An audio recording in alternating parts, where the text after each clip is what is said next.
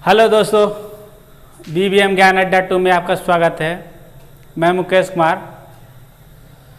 मैं कक्षा 10 फिजिक्स एक बार फिर लेके आपके सामने हूँ। आज का जो टॉपिक है हमारा, पिछले चैप्टर से जो चीज़ें छूटी थी विद्युत से रिलेटेड, हम उसके आगे आज की वीडियो पे बात करेंगे। आज हम बात करेंगे ओम के नियम पे।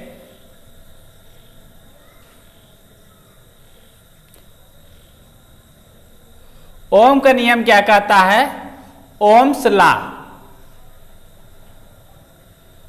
ओम्स लॉ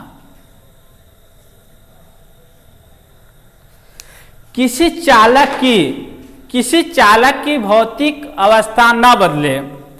भौतिक अवस्था कहने का मतलब ताप, दाब आदि न बदले, तो उस चालक में बहने वाली धारा उस चालक में विभव धारा के समानुपाती होता है। V proportional to I। V proportional to I हम जानते हैं। यहां V equal to I R कर लें।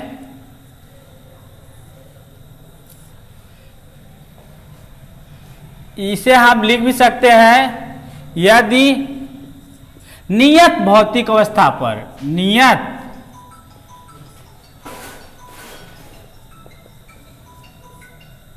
नियत भौतिक अवस्था पर वही ताप दाब स्थिर रहे, ताप दाब स्थिर हो, तब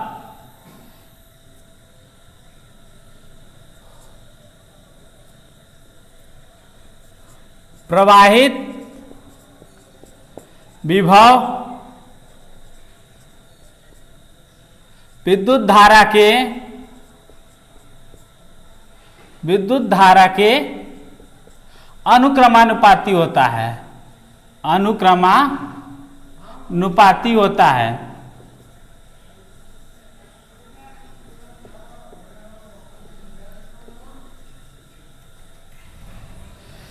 जहां V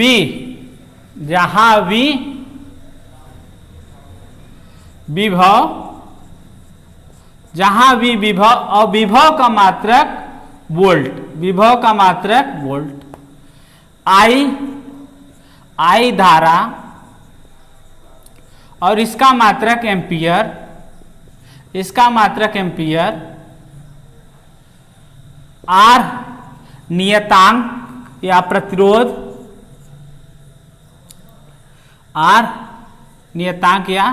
प्रतिरोध, इसका मात्रक ओम। तो यहां से हम देखेंगे हमको क्या मिला। आप नोट कर लेते हैं, हम इसे मिटाएं। यदि नियत भौतिक अवस्था ताप दाब स्थिर हो तो प्रवाहित विभव विद्युत धारा के अनुक्रमानुपाती होता है। V proportional to I। हाँ, इसमें हम एक चीज और बता दे, V और I के बीच ग्राफ बोर्ड एग्जाम या कहीं कहीं पॉलिटेक्निक जैसे एग्जामों में भी 1 नंबर का पूछता है। बताइए विद्युत विभव और विद्युत धारा के बीच ग्राफ कैसा बनेगा?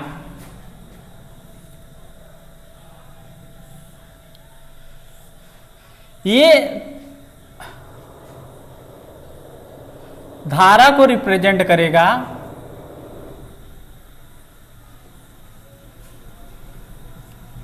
और यह ग्राफ विभव को, विभव यानी V और धारा I।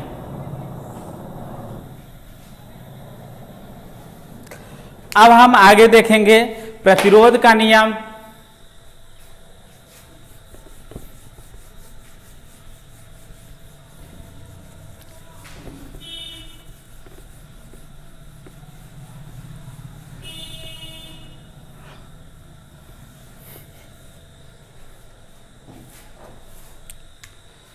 यहां हम बात कर ले पहले प्रतिरोध के बारे में।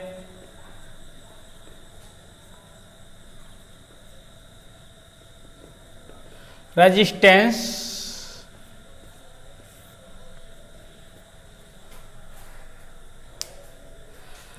धारा के प्रवाह में या धारा के प्रवाह में जो अवरोध उत्पन्न करे उसे हम कहते हैं प्रतिरोध। धारा के प्रवाह में जो अवरोध उत्पन्न करे उसे हम कहते हैं प्रतिरोध। और प्रतिरोध जब धारा के मार्ग में अवरोध उत्पन्न करेगा तो वहां पे हीट उत्पन्न होगा। यह हीट हमारे लिए फायदेमंद भी है और नुकसानदेह भी है। इसी हीट के सहायता से हम विद्युत हीटर, विद्युत केतली, विद्युत प्रेस, यही हम प्रतिरोध की सहायता से हम यूज करते हैं। लेकिन कभी कभी मोटरें जो ज़्यादा कार्य करती हैं रेजिस्टेंस के कारण हीट होती हैं और हीट होने के कारण उनकी कॉइलें जल जाती हैं। तो यहाँ हमारा नुकसान भी है और फायदा भी है। तो कहने का मतलब प्रतिरोध धारा के मार्ग में जो अवरोध उत्पन्न करे उसे हम प्रतिरोध कहते हैं। धारा के मार्ग में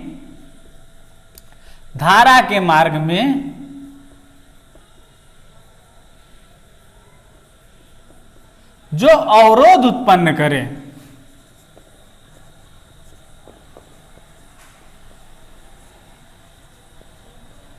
जो अवरोध उत्पन्न करे उसे प्रतिरोध कहते हैं। उसे प्रतिरोध कहते हैं। इसे आर से व्यक्त करते हैं, आर से व्यक्त करते हैं।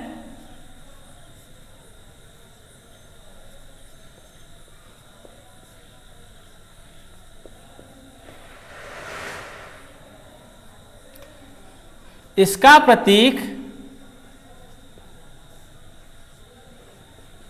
प्रतीक आर न्यूमेरिकल के लिए, और इसे हम इस तरह भी रिप्रेजेंट करते हैं।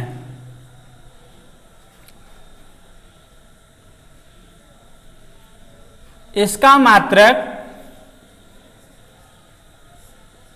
मात्रक ओम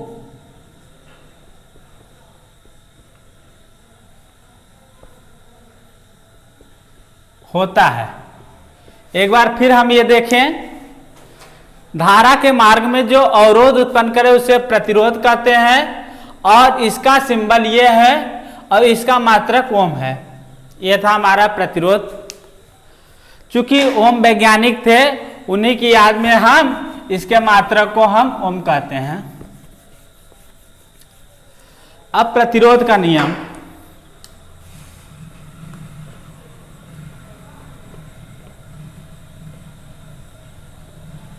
प्रतिरोध का नियम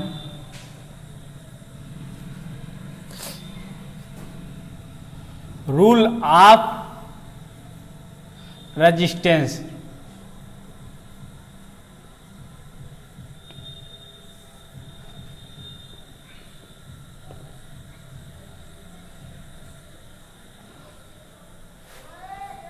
रूल ऑफ रेजिस्टेंस किसी चालक की भौतिक अवस्था स्थिर रहे या नियत भौतिक अवस्था पर, नियत भौतिक अवस्था पर ताप दाब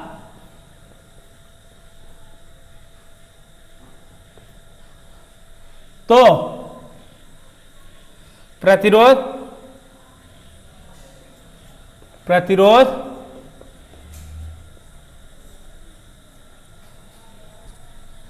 लंबाई के समानुपाती होता है, लंबाई के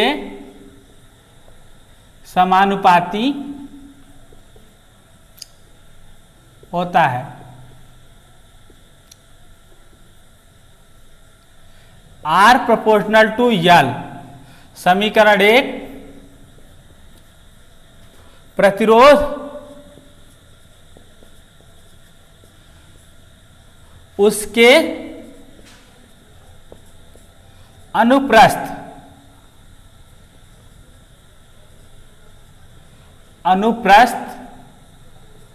काट क्षेत्रफल के व्युत्क्रमानुपाती होता है।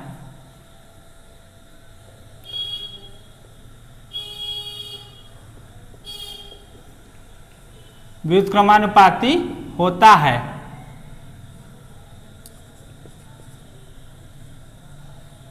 R proportional to 1/a equation 2। समीकरण 1 तथा 2 से, समीकरण 1 तथा 2 से, समीकरण 1 तथा 2 से मिला दे तो यहां हमको मिलेगा R proportional to L/A, R proportional to L/A। तो यहां पे R equal to rho L/A, R equal to rho L/A, जहां R प्रतिरोध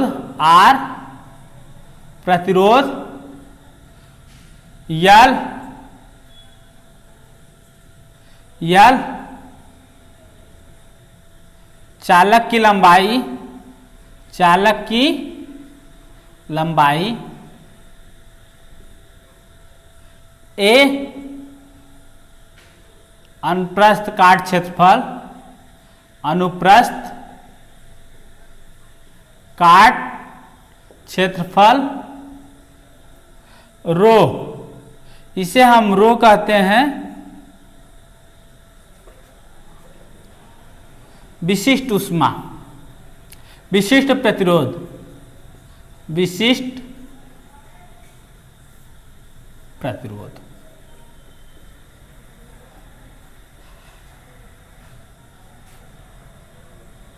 देखो यहां पे मान लीजिए यह एक चालक है, यह एक चालक है जिसकी लंबाई L है, जिसकी लंबाई L है, और इसका अनुप्रस्थ काट क्षेत्रफल जो है यह है, यह अनुप्रस्थ काट क्षेत्रफल, अर्थात जितना एरिया बनेगा, जितना क्षेत्रफल इसका बढ़ेगा उतना प्रतिरोध कम होगा, और जितनी लंबी होगी या जितना लंबा चालक होगा उतना इसका प्रतिरोध बढ़ेगा। तो R equal to rho L/A। और यह चालक की जब हम बात करेंगे, चालक उतना लेंगे जिसमें से धारा प्रवाहित हो रही है, चालक जिसमें से धारा प्रवाहित हो रही है। तो यह चीज हमारा था प्रतिरोध का नियम, रूल ऑफ रेजिस्टेंस। अब हम चालकता की बात कर लें। हम ये समझते हैं कि आप इसे नोट कर लिए हैं, और इसमें हम बात करें, देखिए मान लीजिए हमारे पास दो तार हैं या दो चालक हैं, एक हमारा तांबा का है, दूसरा हमारा एल्युमिनियम का है। इसे हम मिटा दें, एक हमारा तांबे का है, दूसरा एल्युमिनियम का है।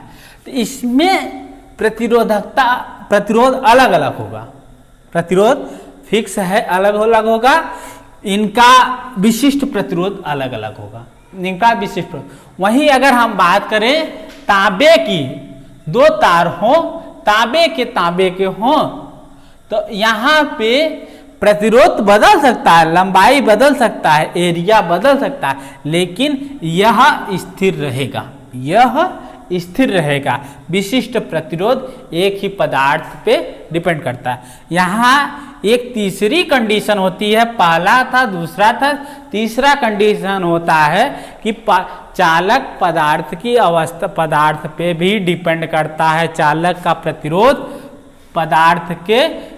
पदार्थ पर भी डिपेंड करता है। यहाँ जो तीसरा कंडीशन था, प्रतिरोध चालक के पदार्थ पर भी डिपेंड करता है, पदार्थ पर भी निर्भर है, पदार्थ पर भी निर्भर है। हम आपको पहले बताएं कि अगर वह तांबा है तो विशिष्ट प्रतिरोध एक होगा, अगर वह कहीं तांबा और एल्युमिनियम या चांदी हो गया, चांदी हो गया, तो वहां पे विशिष्ट प्रतिरोध चेंज हुआ। विशिष्ट प्रतिरोध जब चेंज हुआ तो हमारा आर ऑटोमेटिक चेंज हो जाएगा। और जितने भी चालक हैं, सबसे बेस्ट चालक, गुड कंडक्टर हम किसको मानते हैं? चांदी को मानते हैं। गुड कंडक्टर किसको मानते हैं? चांदी को मानते हैं। चलिए, ये हुआ। अब हम आगे बात करेंगे चालकता।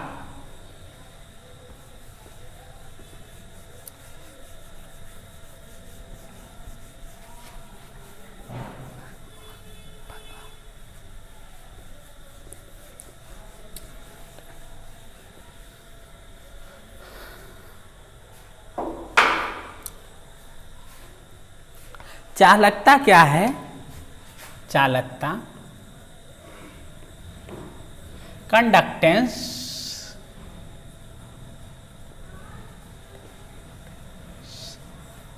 हम जैसे बताएं कि विद्युत धारा के प्रवाह में जो अवरोध उत्पन्न करे उसे हम प्रतिरोध कहते हैं।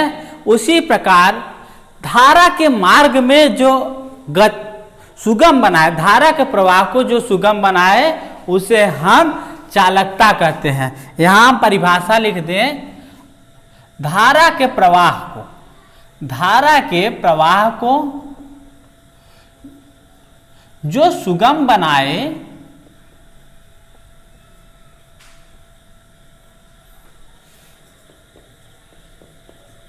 उसे चालकता कहते हैं।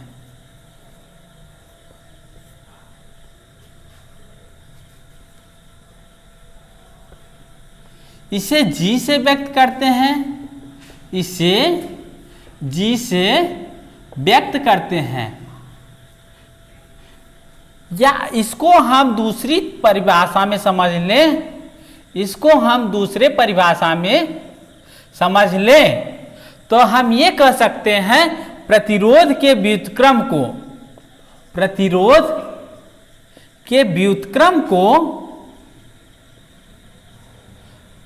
प्रतिरोध के व्युत्क्रम को चालकता कहते हैं। प्रतिरोध के व्युत्क्रम को चालकता कहते हैं। इसे G से व्यक्त करते हैं। तब देखिए यहां पे चालकता इक्वल टू, चालकता इक्वल टू 1/प्रतिरोध, 1/प्रतिरोध। और इसका मात्रक निकालना हो तो चालकता का मात्रक, चालकता का मात्रक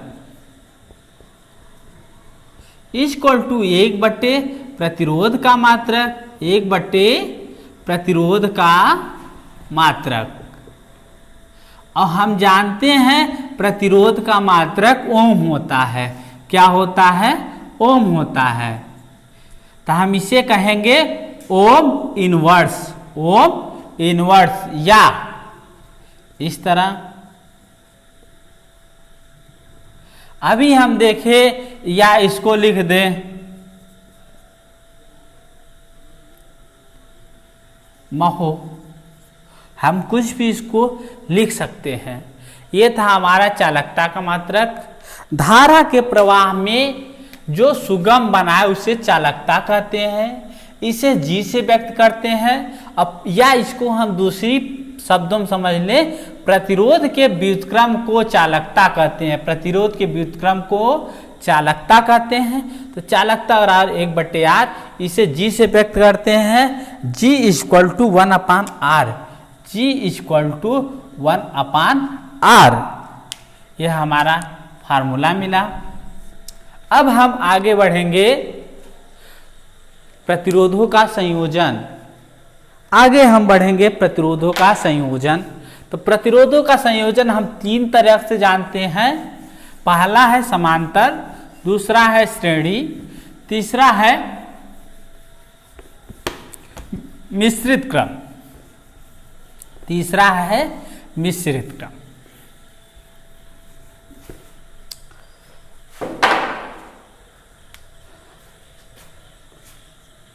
प्रतिरोधों का संयोजन।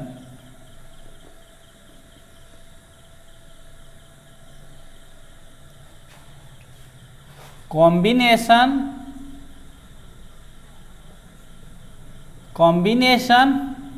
Of resistance.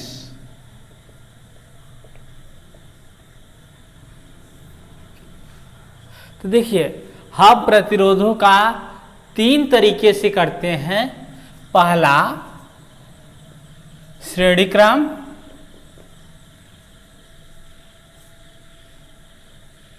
दूसरा समांतर क्रम, तीसरा मिश्रित क्रम।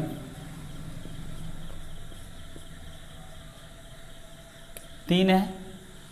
तो जो श्रेणी और जहां पे श्रेणी और समांतर दोनों एक साथ प्रयोग हो उसे हम कहते हैं मिश्रित क्रम। तो हम पहले देखेंगे हमारा श्रेणी क्रम क्या है। श्रेणी क्रम क्या है? इन सीरीज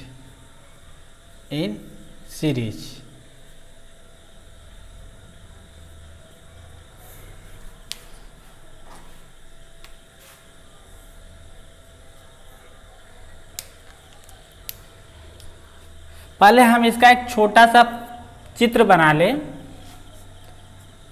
विज्ञान में चित्र का बहुत महत्व होता है।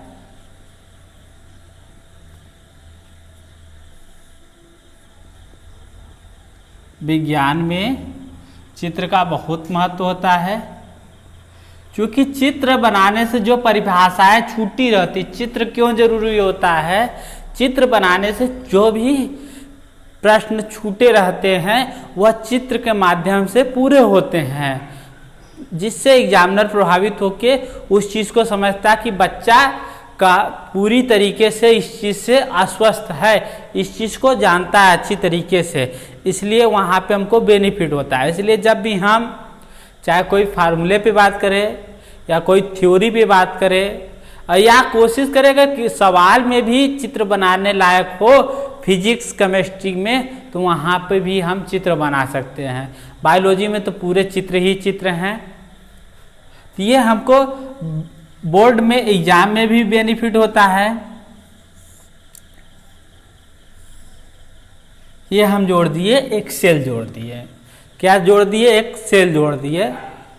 अब समझने के लिए हम देख लें, हमारे पास 3 प्रतिरोध हैं, 1 2 3, R1 R2 R3, 3 प्रतिरोध हैं। और यहां से धारा निकली, धारा I धारा गई, यहां पे I धारा, फिर वही धारा I निकल गई। तो यहां जो विभव होगा V1 V2 V3, यहां पे जो विभव होगा V1 V2 V3। हम यहां पे एक चीज और बता दें कि श्रेणी क्रम में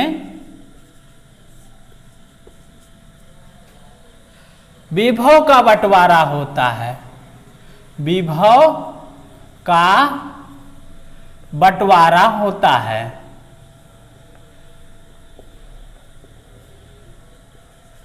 जबकि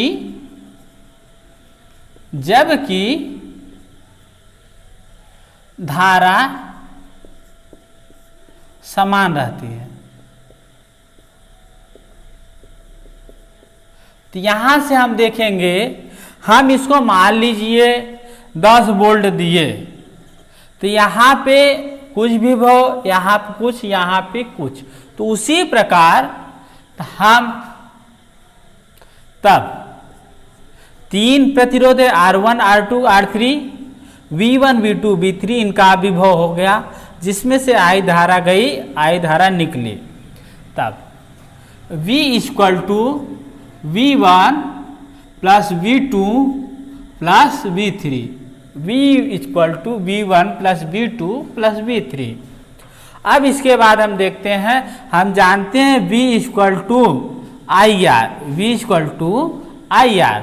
तो यहाँ पे हम रखेंगे I R equal to I1 R1 plus I2 R2 plus I3 R3।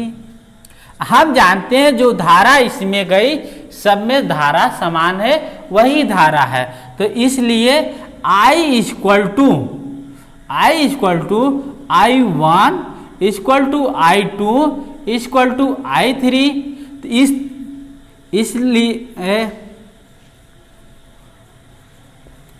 इसलिए